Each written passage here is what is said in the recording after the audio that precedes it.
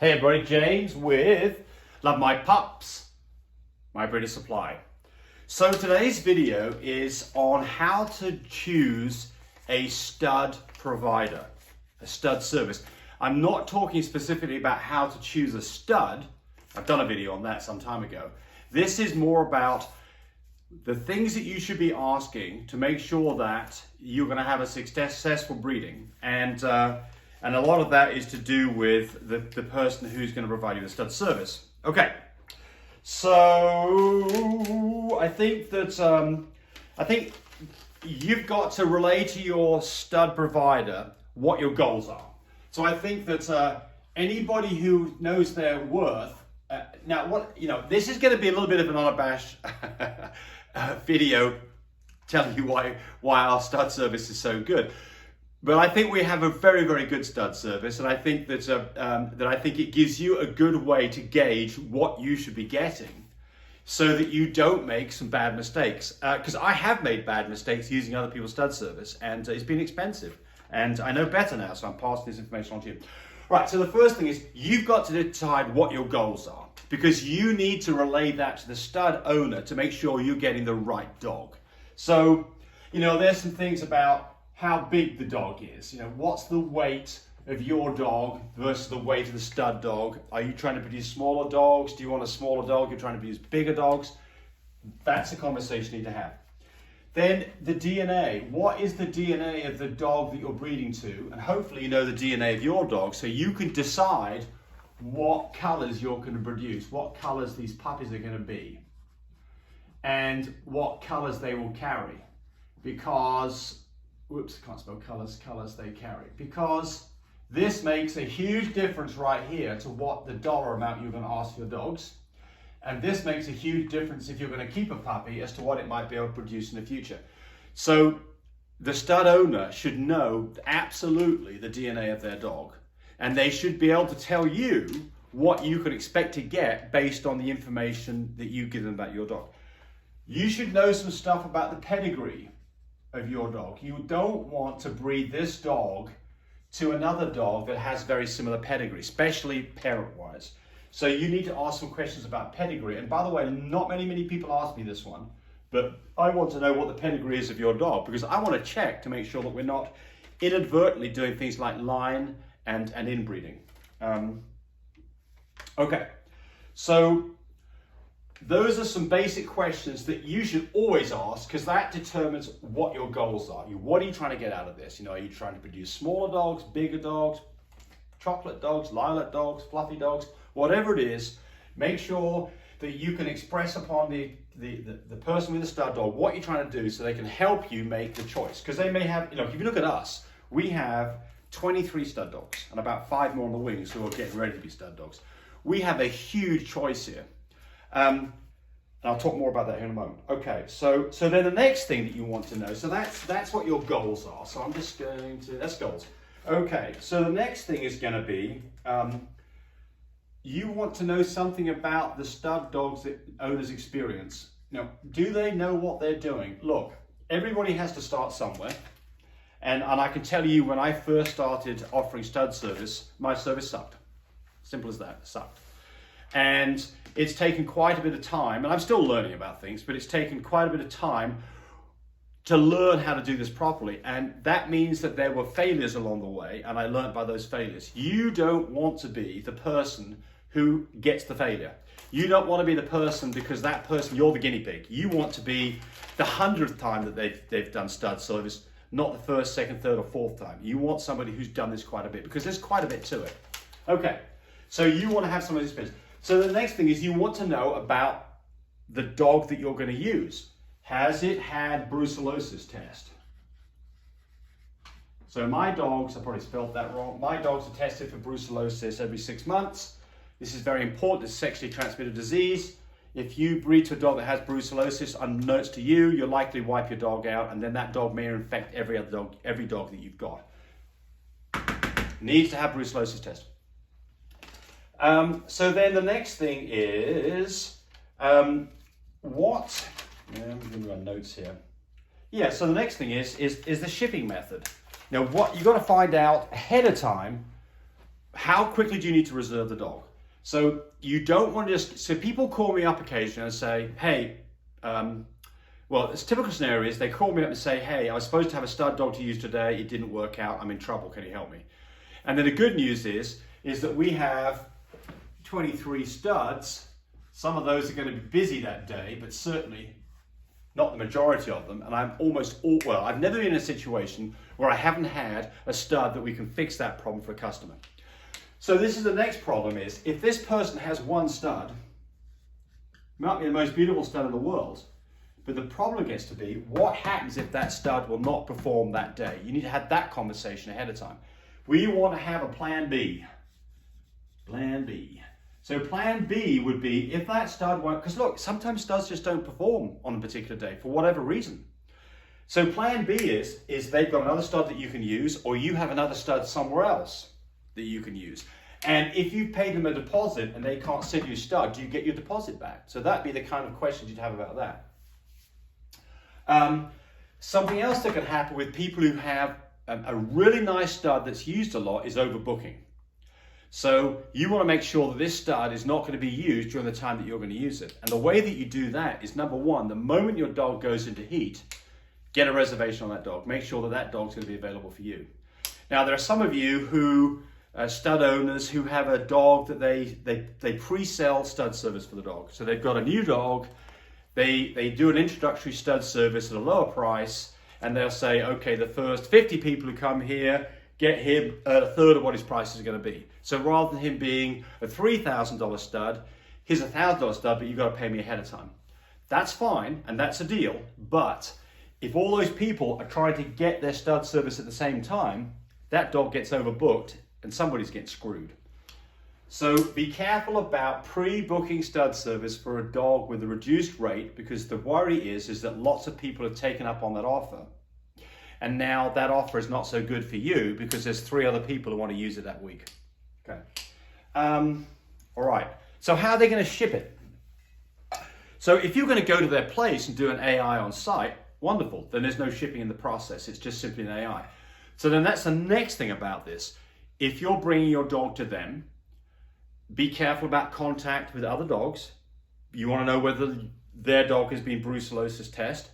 And if they're a good stud owner, they want to know that your dog has been brucellosis tested. Any dog that comes to us gets a brucellosis test before it does anything else. We draw blood, and after about 10 minutes, we know whether we've got a dog that might have brucellosis. It's fairly uncommon to have it, but I want no part of brucellosis on my property. And the only way that I can guarantee that's not going to happen is test every dog that comes to me and test my dogs every 6 months. So if they don't ask about brucellosis, then unfortunately they don't know about that, and that's a little scary. All right, so the next thing is if they're shipping it, how they're shipping it. Well, of course, if we're shipping it, we're using our patented shipping system, Shipmate. This is a digitally controlled flask that guarantees that the temperature is held at exactly the right temperature for the entire trip. It's verifiable with a temperature profile readback, so you can see what's actually happened. Everything else out there, in my opinion, sucks. Completely sucks. So these commercial products that are like Equidus and Canine Express, they're all passive systems. They don't control the temperature. They're very hit and miss.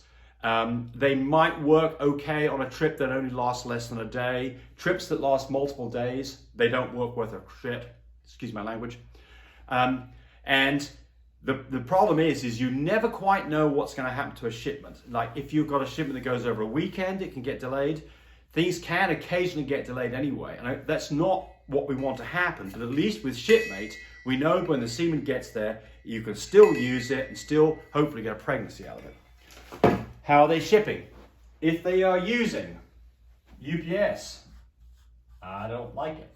Too many failures for me with UPS, and I've used these all a lot of time. If they're using FedEx, then I like it. FedEx is the only way that I ship. The post office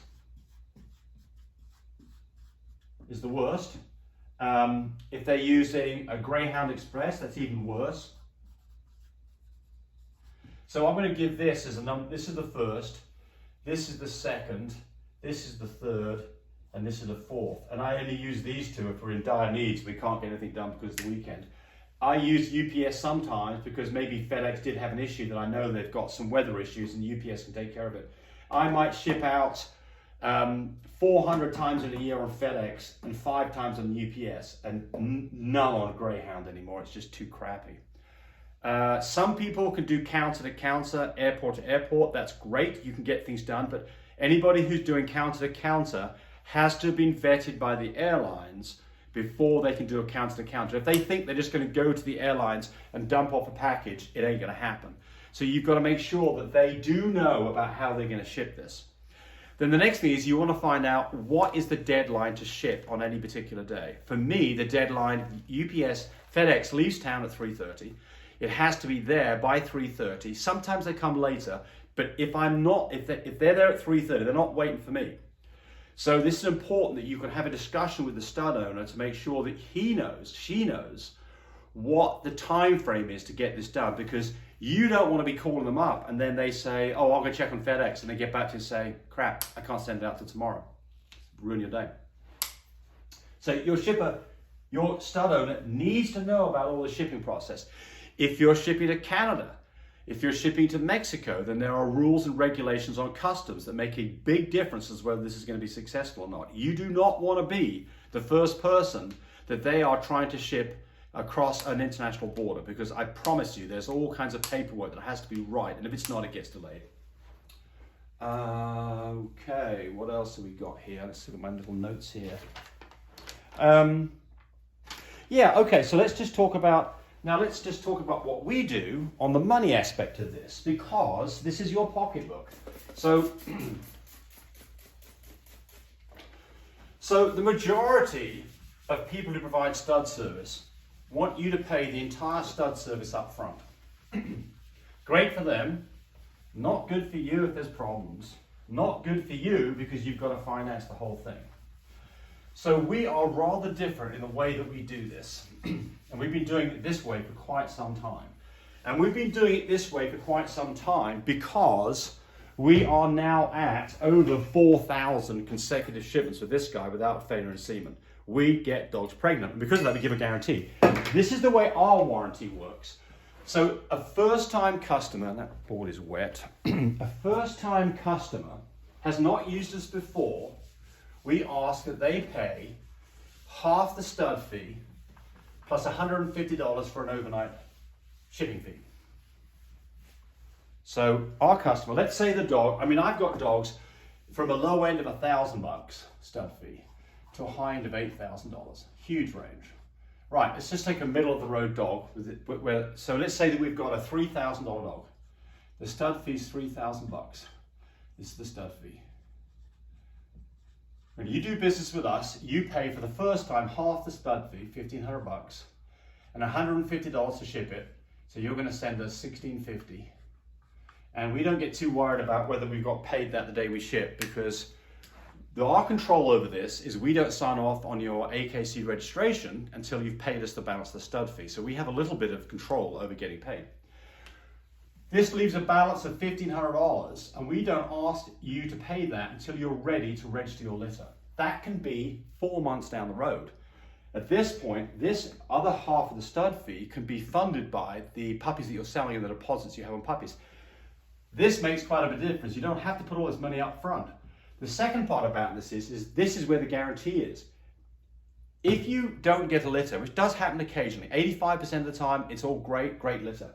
But it means that 15% of the time, it's a bit less than that, it's about 12%. If you don't get a litter, the $1,500 that you've paid is a credit. And that can be used by you for any future breeding or even to buy product from us. Any of your dogs with any of our dogs, you don't lose that. Some people, if you don't get puppies, you better check the warranty, the stud contract that you have to find out what happens. You know, I had one here a few years ago. I paid $3,500. I got crappy semen. I didn't get a litter. Guess what? I lost. I lost the whole damn thing. I was $3,500 on the whole man. I was PO'd. So that taught me that I need to change the way I was doing things. So for us, first-time users pay half the stud fee up front, balance when they are ready to register the litter. When they come back and do the subsequent breedings, maybe a same dog, maybe a different dog, maybe to the same stud, maybe not, they pay this amount on future breedings. That much, zero. They don't pay a damn thing. All they pay is $150 shipping fee. That's all they pay. From here on out, they just pay a shipping fee. That's it. This, we don't get paid diddly squat until they've got puppies on the ground and they're ready to register litter. That is putting your money where your mouth is. And this keeps everybody on the same goal, having a successful litter of happy puppies. Nothing else counts. If you don't get a litter of puppies, it sucks for you. And I shouldn't get my stud fee, is basically the reality of it. I think that you're not going to find very many people who do that. If you find somebody who does offer that, I can tell you this, they probably are successful at what they're doing. Because if they were doing this unsuccessfully, they'd never get paid. They'd never be getting paid, they'd quit. That is what keeps our eye on the ball. That's what keeps us where we are working very hard towards helping you have a good litter. So that's the next question. You've got to time the AI. Do they understand about progesterone levels? Can they help you make the decision on when's the right time to ship? Can you bring the dog to them? Will they breed the dog? If so, what are they charged for that? Do they have a progesterone machine? Are they familiar with this? When it's time to collect, do they have to take their dog to the vet? And that now involves 1 or 2 hour delay getting a shipment done, or can they do the collection themselves like we do? These are all part of the things that you need to know about, not just they've got a beautiful dog, but they're capable of getting semen in a good shape to you from that dog the next day.